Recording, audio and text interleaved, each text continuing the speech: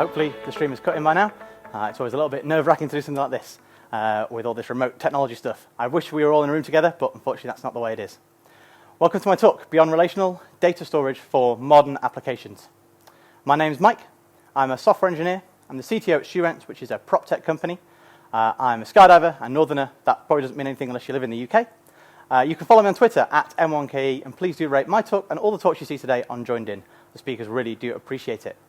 I probably won't have time for questions at the end of my talk, but please do feel free to ask them in the Q&A or in the Slack. I'm going to jump on the attendee Slack afterwards and I can answer as many questions as possible, or obviously you can tweet them at me.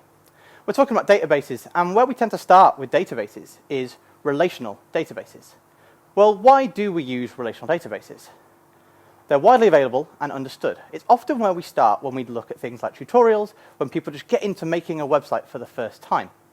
Major frameworks and platforms, Laravel, Symfony, a lot of CMSs, are built around relational databases. And we find that they tend to do most things we want them to. But the thing is that a good reason to do it, or is that just the way we do it? Abraham Maslow said, I suppose it's tempting, if the only tool you have is a hammer, to treat everything as if it were a nail. And let's imagine some components of a real application to dig in to where we could use different forms of data storage.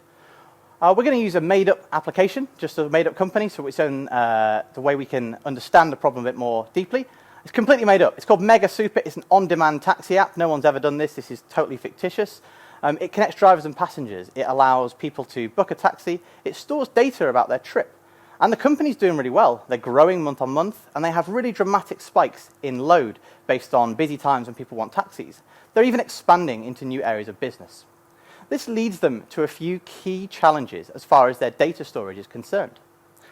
They have rapidly evolving data sets. They've got new business goals, and they need to store more and more and more information to meet them. They've got unbalanced load. Their growth is steady, but it's quite fast-paced. But their actually hourly demand spikes up and down dramatically. And they use third-party messaging systems. We want to do the right thing in our business, and in this case, the business is about taxi booking, not handling payments, sending SMS messages, and all these other things. We're going to use third-party tools to do that. So we have a set of challenges that we want to solve, but before we go into them, and before we dive into how we can solve them, I want to clarify a few points so that I'm not misunderstood. Don't get me wrong here. I am not starting this talk today to tell you that using a relational database is not okay. It is okay. And there's no need to rebuild your whole application. Go away from this talk and say, right, tear it all down, start again. In fact, many use cases, the best tool is a relational database. But I think that as engineers, it's important to understand a range of tools and choose the best one. Now, another sort of little caveat, I'm quite into AWS. These tools won't all be AWS tools, but some of the proprietary tools I mentioned will be.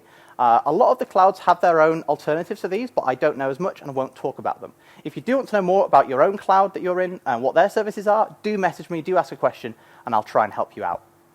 So, back to our completely fictitious and not at all a real taxi company. Our first problem we specified was that they have rapidly evolving data sets. They've got new business goals, and that means they're always having to store more information, which means their data storage is always under pressure. The scope of their entities in their system expands. That means they need to store new fields, new concepts. Those fields might be scalar fields, they might be object fields, lists, all sorts of different data types. And we can represent these new fields as new columns in an existing table, if we're assuming we're using a relational database. Or we can add new tables and build out a relational structure, which allows us to meet these data goals.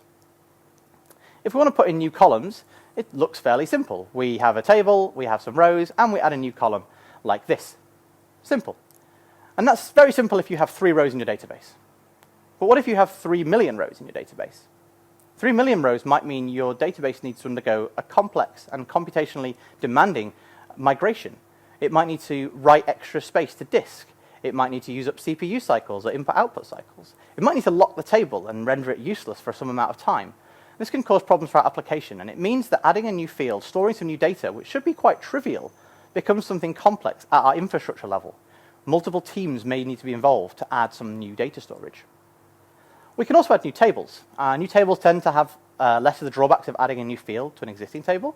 We add a new table, and we make a relationship between those two tables. And then we add another table and make a relationship between those tables. But eventually this can lead to this. We have so many tables they're all pointing in different directions. Explaining this table structure, this architecture, to a newcomer, to someone on the business side who wants to do data analysis of our data that we're storing from our application becomes ever more complicated. The thing is, when we write our applications, this isn't the case sometimes. We store data in object terms. Our applications tend to be built of objects interacting. Raphael already mentioned in his talk of object calisthenics. We think a lot about objects when we're doing programming. And whilst we can achieve an expansive data model with objects using joins between tables in a relational database system, have you wondered why we need an ORM, Object Relational Mapper? We have to write out a mapping between what we do in our application and how we store that data. The thing is, structured data, often via JSON, isn't alien to us. We use structured data in all sorts of contexts. We use it in front-to-back API requirements when we have like a React or Vue front end communicating with our back end servers, and we use it in third-party messaging, a REST API for a service that we want to interact with. And JSON data can look like this. Here we go, we've got a driver. The driver has a name, which is sort of an inherent object of the driver, and then their ratings. In a relational database, these might have to be a separate table. But notice that in a document object, we can do a few different things. Our ratings can have different fields. And in fact, by the third rating, we've actually changed the structure of a field altogether to make it more performant and more useful, without having to change the other fields. This can be done very easily and trivially in an object model. And this leads us to document storage. Document storage allows us to store our objects as objects. One of the most popular document stores is MongoDB. It stores JSON documents in collections, and collections are kind of analogous to tables, but obviously we want to get away from that language. We have a collection of similar objects, but they don't have to have the same schema. They can be quite different. But Mongo still supports things you're used to from your relational database. It supports indexing, transactions, so you can insert 3 things, and if one of the inserts fails for some reason, it rolls all of them back. And you can index a certain field to make that search faster. They can also aggregate internally data. This is great if you want to look into something like event sourcing. When you event source, you store multiple, basically, copies of the same objects, and you aggregate them together to form your actual view. With Mongo, you can actually aggregate at the database level, which is going to save you some CPU cycles. And you can run internal JS functions. So rather than writing stored procedures in SQL, you write them in JavaScript. This can be very useful because your team probably is better at JavaScript than SQL, maybe? I don't know. And Mongo generally uses a programmatic API via language extensions for most of its operations. So there's a Mongo X package for PHP you can just install. These are some examples from Mongo's documentation. These are in JavaScript, but you can see the fairly close analog to what it would be in PHP. You insert a user, and it's just a JSON document. It's nice and simple. You could get it from a user request from an API and put it straight into a data store. Similarly, when we want to pull data out, the actual language we talk to Mongo in is sort of a JSON object format. And that way means we can understand things a bit better than just writing SQL queries where someone has to learn a whole new language. And again, because we often know SQL, we forget that that's another barrier to entry. Someone who doesn't know SQL has to learn SQL to do anything. Another document store that is very popular, but maybe thought of in different terms, is Elasticsearch. And this is a document store with a very specific reason for existing. It's adapted for full text search. It's accessed via a HTTP API, and there are libraries available for many sort of mainstream languages to make that interaction simpler. And it integrates also with Logstash and Kibana. They're 2 tools from the same company that allow for log ingestion and visualization. Generally, those are used in a sort of monitoring circumstance. So you might use Elastic to parse your log data from the rest of your application, metrics from your servers. But you can use Elasticsearch as part of your application too, as part of your search system. One of the coolest things about Elasticsearch is that it's fuzzy searching. You can search for a word, and it's going to try and figure out whether documents that might not quite match that word may still be of interest to you based on that. And it works really well, as does MongoDB, with denormalized data.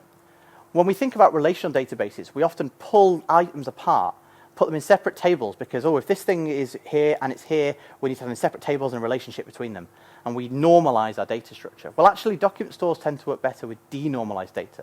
It doesn't matter if your data is duplicated in a few places. That makes it easier to use and to find in the context of your application. An example of Elasticsearch making a search is this. You post a request. It's kind of strange they use post requests for search, but they do.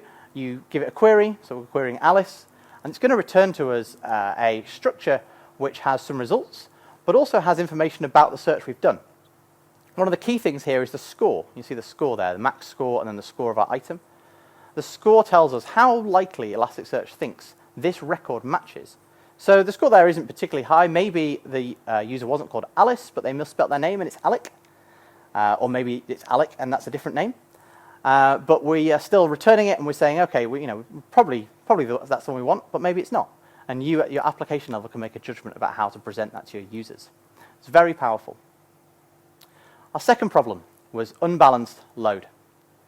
Our growth of our business is steady, but it's fast-paced. We're always needing more infrastructure spend, and more infrastructure to plan. But our load is very spiky. We have busy times. It's a taxi company. There are busy times of the day. And we have quiet times when nothing is doing much. And so this leads to unpredictable use of our endpoints by users. The rate at which requests come in can go up and down dramatically, and that changes the load on our data storage solutions. Also, that unbalance can be internal. Some of our tables can be utilized far more than others. They're all on the same database server, the same physical box, but the box is doing far more work in this table than this table. And you can also have heavily written tables that are lightly read and vice versa. There's a whole range of ways that your data usage can be unbalanced, and yet you're putting it in a single service, in a single server, generally on a single or maybe a cluster of similar boxes. Complex queries, which might be done by a business team, can also cause extra read load, unpredictable times, and even, as I've experienced myself, bring down your database entirely, which is a wonderful thing to happen. Here's an example of how our table reads and writes can be a bit different. In this case, our drivers table is only written to when new drivers sign up to the platform. That's, it's regular, but it's not hugely often. Ratings are written for most trips that happen, and so they are vulnerable to load spikes. And trip data is written constantly and actually increases exponentially with more traffic, because if you think about it, at busy times, people tend to take longer trips because the roads are busier. Reads, however, is a different story. Our drivers table is queried very regularly as people request trips. It's giving them driver options. Our ratings might be read back to generate aggregate ratings for drivers so that users can choose which driver they want to take them. Our trip data, whilst it's heavily written, it's not very often read by users. They're not analyzing their own data in real time, but our business team might want to, and those queries might be heavy and complicated.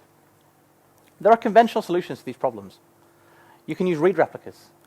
This is a way that SQL databases can output to a secondary, sometimes with a bit of a lag, sometimes with a significant lag, usually seconds, maybe minutes, occasionally hours. I have experienced that. And this only solves, though, for reads. You can read off a secondary, but that adds complications to your architecture. You've got to choose where the reads happen from the secondary and where they happen from the primary. And you also have to consider managing that infrastructure. Does this read replica need to be as available as your main database? Well, if so, now you have two headaches if some database servers go down. You could also make application changes to alter the load profile. Rewrite some queries, run the MySQL explain operation. Change queries that are inefficient. Look at the slow logs. There's all sorts of ways you can handle that, but this is an ever-moving target. It doesn't scale. As the application grows, we end up with more and more team members just dedicated to hunting down performance bottlenecks in our database system. And this is far from a perfect way to manage things. A really good way to manage, however, handling especially the read side of database interactions, is with caching. And caching leads us to another data storage, key value stores. And yeah, they are a type of database. The primary feature of a key value store is that a single key tends to correspond to a single record. This generally leads to very fast lookups, and most key value stores will have an in-memory option, right? So you're running it in RAM, it's as fast as it can be. And generally there's no schema. They can store different types of data under each key. And obviously, because you can store data such as a string, you can then store a JSON document. So you can store an object in your keys, your values as well. Most document stores actually are implemented on top of a key value concept. When you add a document to MongoDB, you receive back an ID, which is a unique key for that record. So Mongo is acting as a key value store with document semantics on top of it. One of the most popular key value stores in use, especially as a cache, is Redis. It's a bit of a Swiss Army knife of databases, Redis. It has interesting features that a sort of conventional key value store like Memcache doesn't necessarily have. It might save your cache to disk. And this is a strange one. It's a cache. Why is it saving it to disk? Well, sometimes you have a problem that if you have millions of items cached and your cache server goes down, it crashes. when you start it back up, your application experiences a big spike in database load because it has to warm the cache. It has to get all the data back into the cache.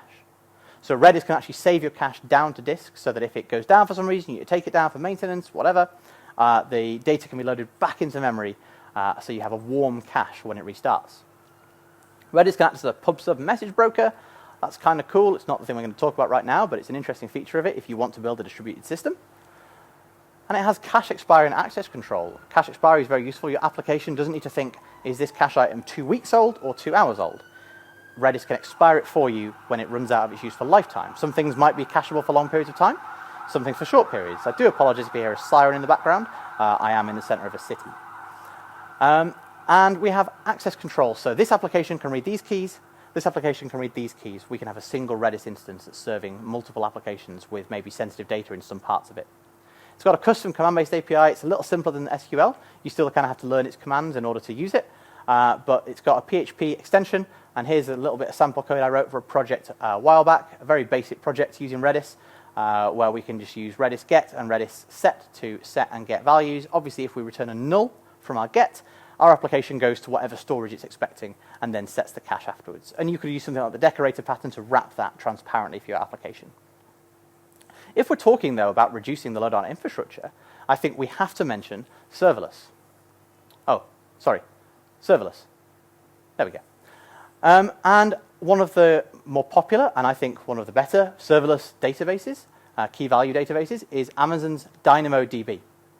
This is a hybrid key value store. I'll explain what that means in a moment. And the key thing is it's got no infrastructure to manage. You don't manage the infrastructure with Dynamo.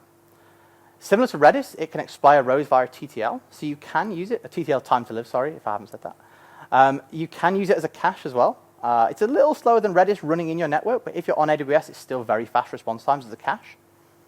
And it can use a stream to provide secondary processing. And again, this provides interesting uses when we think about distributed systems. You can write data into Dynamo. Dynamo can write out to a stream, and then you can do secondary processing with that data. One example might be, in the case of our taxi app, we receive a payment, we write it into our Dynamo table, and then the stream pulls out that a payment was confirmed and sends the receipt to the user. The receipt send doesn't have to happen in the process that's handling confirming a payment. That's a secondary thing. It can happen afterwards. It can happen asynchronously. And so we distribute our application according to the importance of its features. Now, I said about hybrid key value store. What do I mean by this? Well, Dynamo has very powerful indexing abilities. Rather than a single key, Dynamo uses composite keys. A key can be either a hash key or a composite of a hash and a range key. Hash keys act like an SQL group by. Range keys act like an order by. A single item is defined by an item with a unique hash and, if you're using it, range key. So if you're just using a hash key, every hash key in your table must be unique. So it's a group by, but it's not a very good one. It's just a lookup.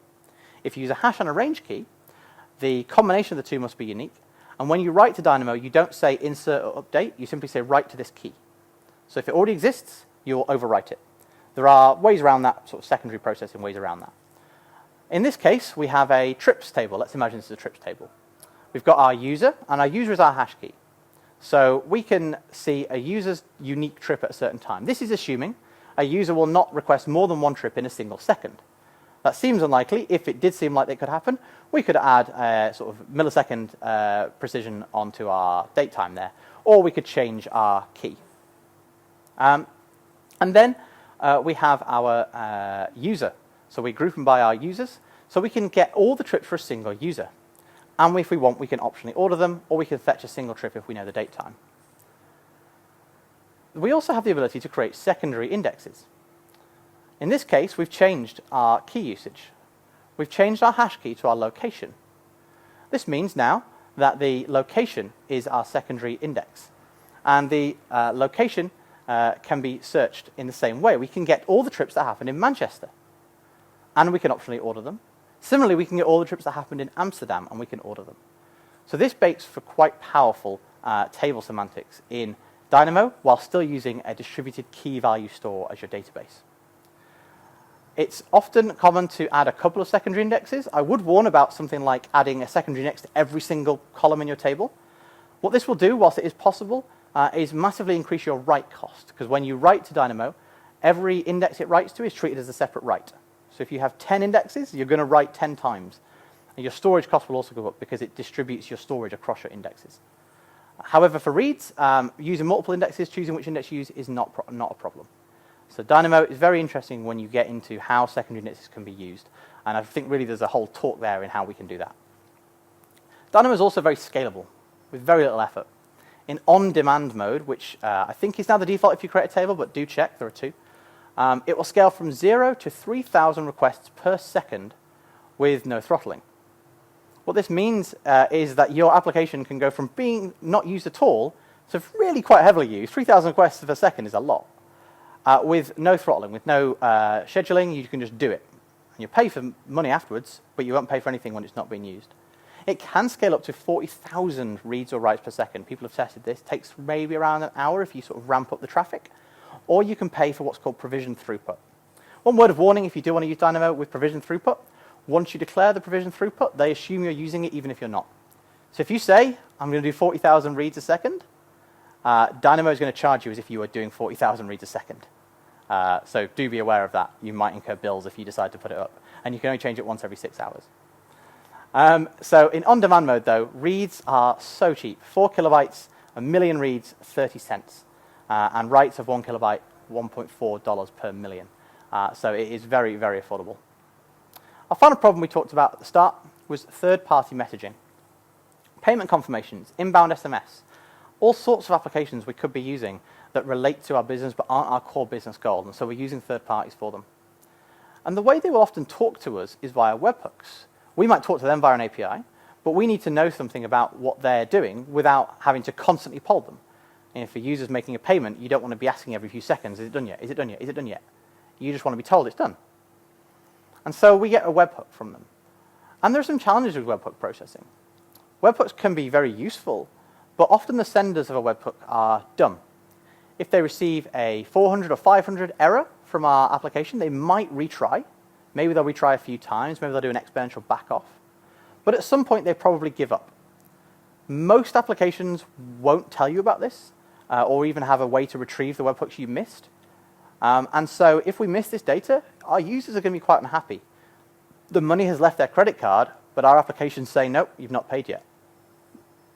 So we need to ensure that we do not miss any webhooks and we process that data properly. Now, we can handle this in a database. You might already be thinking exactly how you'd handle it. Maybe you're already handling it in your business.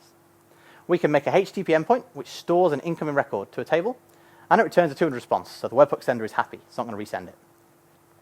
And then we have a cron task, which runs a command line process, regular intervals, and it processes everything that's coming to the table since the last time it ran. We have a problem here if we want to use parallel workers. Worker A and worker B could ask the message table for the same record at the same time, and we process it twice. If this is the case of deducting credit from your user's account, the user is going to be unhappy. If it's adding credit to the account, your finance department is going to be unhappy. So an obvious solution to this is just we'll have one worker. But now your throughput's limited. If each worker process takes 2 seconds to run, and you're getting more than one webhook per second, you are now going to be behind on your processing forever, or until the load stops. We can solve this at another level with locking. So when worker A gets a message, it locks that record for worker B. This requires extra application code. It requires extra infrastructure code. And it requires us to manage the situation of what happens if worker A crashes and never releases a lock. Well, we have to handle unreleased locks. So we have a lot of extra challenges. Some of these can be handled in different database softwares, but we have a challenge that we have to think about by using a database which isn't really designed for this purpose. And now application processing depends on our database availability. If our database is busy, our application is going to process our incoming messages slower. And so our whole system becomes vulnerable to database level disruption just because of how we're using the database to process these messages. We also need custom monitoring. If we want to find out how many records are in this database table waiting to be processed, guess what? That's more database load. We have to request from the database to tell us that value. And so we have a few challenges with our webhook system. We need exactly once delivery, no duplicates. We need to be able to see what's going on with it. We need to monitor it.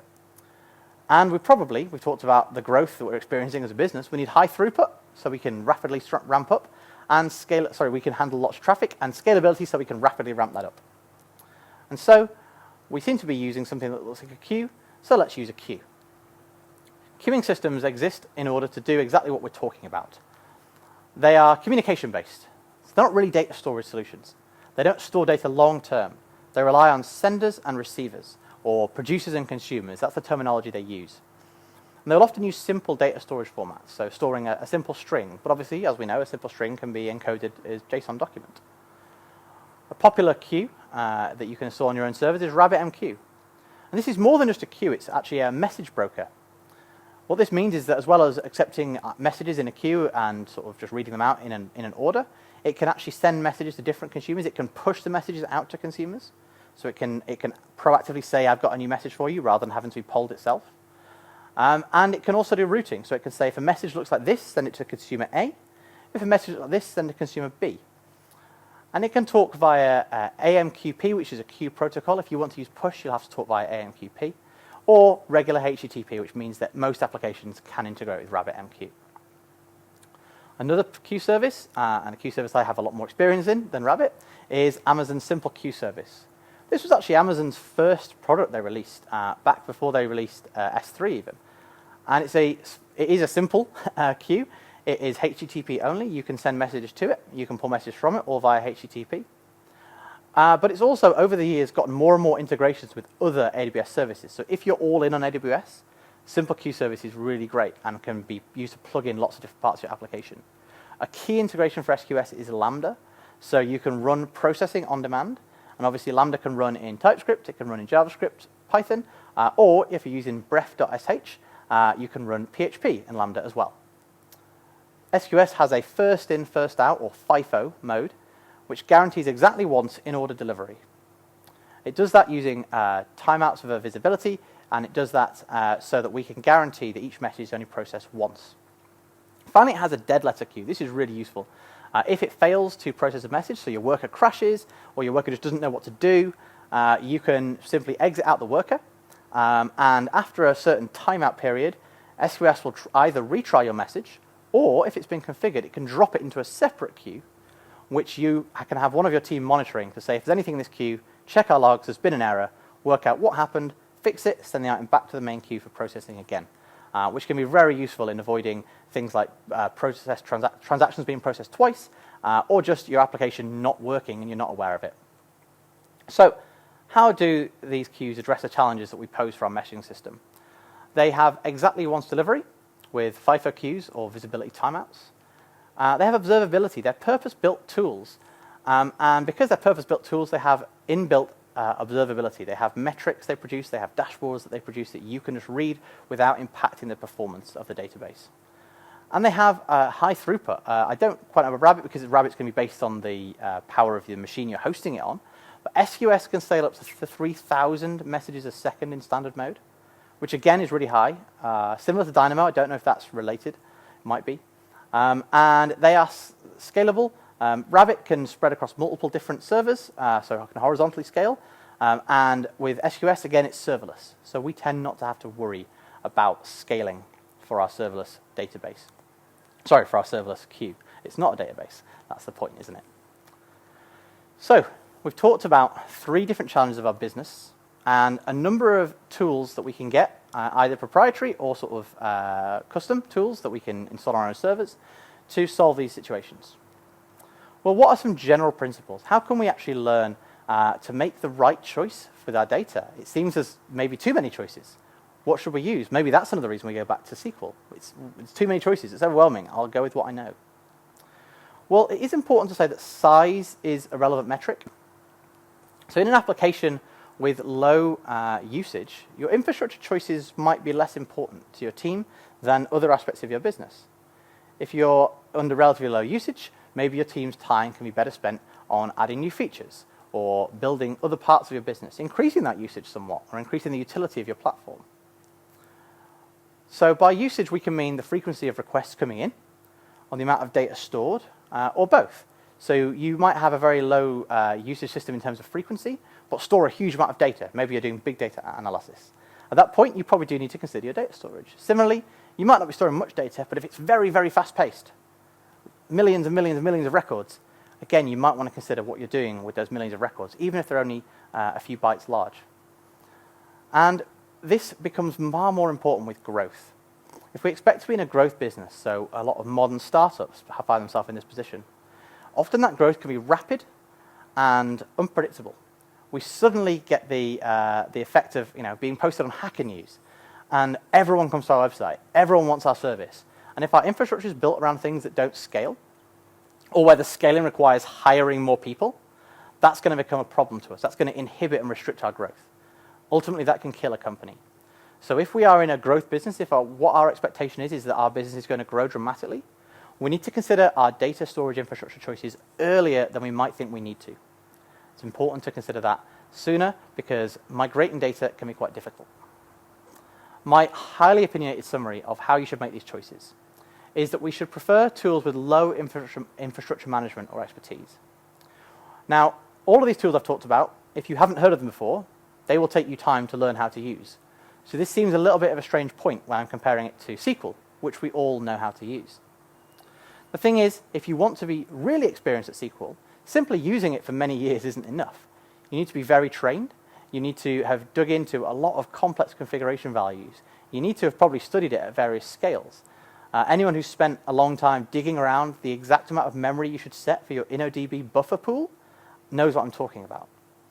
It means you need constant monitoring or a high level of expertise to actually guarantee that you're doing the right thing. A lot of the newer tools are built around the idea of more rapid and agile development. You can start them up, you can start using them, and you can very quickly bring your team onto using a platform, even if it's just for some of your data storage. And I would argue, and people will disagree with me on this, I'm fine with that vendor lock-in, so a lock-in to someone like AWS, is an okay price to pay for reducing the amount of work your team has to do that is undifferentiated. What I mean by undifferentiated work is work that every team would have to do. Managing a database, keeping a database server running, that is not the focus of your business. Your business doesn't exist to run databases, unless you're a database company. Your business probably exists to do something else that is not running databases. So if your team are spending a large amount of their time, if your hiring is focused around finding people who are very good at running databases, maybe your priorities are a little bit wrong. And I would say being locked into a vendor, locked into AWS because your data is on Dynamo, is an okay price to pay for the fact that you can focus more on your business case and less on managing your infrastructure constantly. And I'd also suggest for lock-in that systems are easy to migrate, generally, especially with things like Docker or Kubernetes now. But data is not, no matter where you put it. Even data in a SQL database stored on a very open service like DigitalOcean is going to be hard to move. You're going to have to do expensive operations to move that data elsewhere. I would generally prefer more flexible storage mechanisms. If you store things in Dynamo, for example, you can actually write your data out somewhere else in a stream. It's much easier to actually sync that up with a totally independent third-party service to move your data if you eventually do need to. So I would suggest that when you're thinking about lock-in, just remember, data is very hard to move. And finally, I would say match your application to its data storage. Think about what your application is doing. If you're using your database as a queue, maybe you should use a queue. If you're using your database to store objects, maybe you should use an object store. If you're using your database as a cache, I can't help you. But maybe go and use a cache service. So, we've talked about a few database types. Unfortunately, we have an amount of time to talk about some other slightly more niche but still useful database types that it's really helpful that you can be aware of. So here's the rundown of a few other database storage types and some examples of applications that embody that type. So for example, we have a graph database. These are kind of cool. They're document stores. So they store documents similar to something like Mongo or Dynamo, but relations are first-class citizens. What I mean by that is when you think about a relational database, if you want table A to relate to table B, table A has to have a foreign key which relates to the primary key of table B, or some other similar structure. In a graph database, you can simply declare this object here is related to this object here, and this object here is related to this one, and this one, and this one. This object here isn't related to anything. And as long as you know where your object starts, so you have an object to start from, you can start mapping out these relationships. And you can say, what's the object with the most relationships in my graph? This means that you can do really interesting work for things like social media, for e-commerce, if you're sort of predicting buyer patterns. And so it's generally a great tool for sort of rapid analysis, for finding patterns you might otherwise have missed. I would generally suggest your graph database wouldn't be your primary data store because it isn't optimized for some of the work you might do on a sort of transactional level in your application. But who knows, maybe the graph is the best thing for you. And if so, you should check out Neo4j or ArangoDB. I haven't used ArangoDB, but I liked that their logo was an avocado, so I put it in the talk. Time series databases, these are nice as well. They are, again, a single-purpose database. There is one reason for using a time series database, and that's if your data, if the key thing in your data is a timestamp. Time series databases are great for storing large amounts of data as well. So things like sensor readings, if you're doing Internet of Things work. Our taxi company could probably store some of its trip-level data in a time series database. And they tend to be good as well at doing fast calculations over large numbers of rows. You don't tend to update records in a time series database. You tend to write them once, but then read them many times. So if you want to aggregate a few million temperature readings just to work out the temperature in a room, I can tell you right now this room is really hot because I've closed all the windows to stop the traffic noise. Then you can, but if you don't know that and you just need a sensor, you can aggregate lots of records very quickly in time series database. They also often have a cool thing called downsampling. So older data, if you're currently storing data, say every second, older data might be stored every minute, and even older data might be every hour, and so on. Because generally you don't need to know the exact temperature fluctuations in a room for a given hour by the second 2 years ago. But you might want to know that for the last 5 minutes. So they're really interesting. And InfluxDB is, I think, one of the more well-known examples of a time series database. I apologize if you have a time series database you love and I didn't say it, but it is a sort of evolving field and there are new services coming around all the time. The final service I want to talk about, and it will be quite brief because I think I'm running out of time, is Amazon's Quantum Ledger. Quantum Ledger is quite interesting. It doesn't really fit into any other category. It's a document store, but it has table semantics. So you can declare a table and you can declare indexes. You talk to it using Particle, which is Particul, see what they did there? Which is a sort of SQL-like language that supports JSON natively. And it's got indexing, so you can say a certain field is an index. And you can read out your data with regular sort of select queries, aggregate queries. You can query inner levels of your JSON documents. And one of its more interesting features, well, pretty much the reason to use it, is it uses a journal to track your changes. Have you ever had an application where you're storing something sensitive and for some reason, maybe it's a bug, maybe it's someone went into the database manually and made a change, maybe that went wrong, they did an update without a limit and they forgot to set a where, and you've lost some data, you've lost very important data.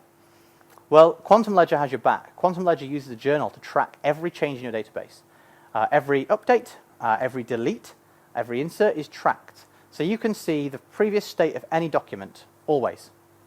And not only do they do this in terms of the system does this for you, it's better than a system you could write yourself to do this because it uses a Merkle tree, so hashing algorithm, similar to what you find in blockchain, except it's not burning down the planet. And it will verify your the hash of a previous block with the new block when you make an edit or a delete even. So you can look at a record and using the white paper that Amazon published to tell you how to sort of look at all the hashes and compare them, you can prove cryptographically that this record has only been edited this many times and the edit said this. This could be incredibly useful in something like a financial application where you are required to prove your data integrity with audits. Ultimately, there will always generally be a root admin user to your system, and that root admin might have powers to make changes that could get your company into trouble. With Quantum Ledger, it doesn't matter how many powers someone has, they're always able to, you're always able to track back changes that was made to your system. It is proprietary. It can stream data to other services, so it can be used as part of distributed systems. So, for example, you might aggregate data from Quantum Ledger in Dynamo for faster lookup. We do this. It is proprietary with AWS. There's no real comparable alternative, but it's serverless, which again reduces your infrastructure burden. And that is the end of our rundown of other database types.